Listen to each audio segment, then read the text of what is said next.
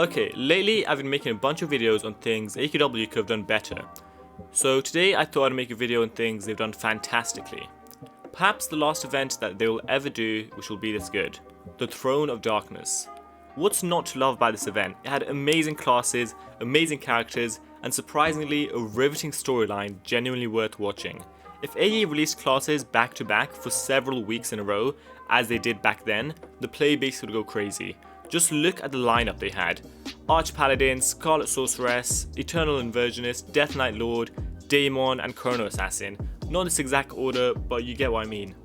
Each of these classes are still relevant today, even after 6 years. And each one has beautiful animations, beautiful class art, and great class mechanics. Some of these classes were extremely unbalanced at first, which may be why AE doesn't do this anymore, but those issues were fixed really early on, so it shouldn't be that much of an issue. Arch Paladin used to decrease enemy damage by 90%, which would make a joke of modern ultra bosses. Can you imagine that, how useful an Arch Paladin would be in a party? Scarlet Sorceress used to be available under level 50. There were level 5 accounts which could solo Blood Titan back then. That was insane, but it was fun as hell for a while.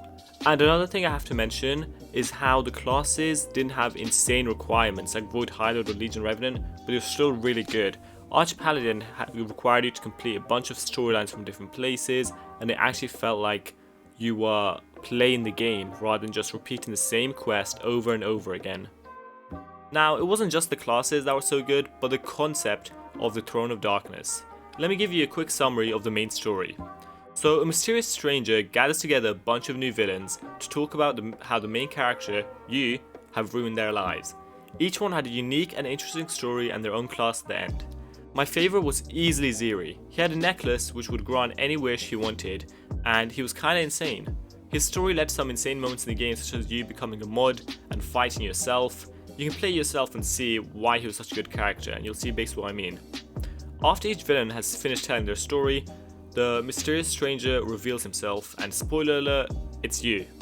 The only other time something like this has happened was in the Chaos Saga when, massive spoiler alert, Drakar chooses you as his 13th Lord of Chaos.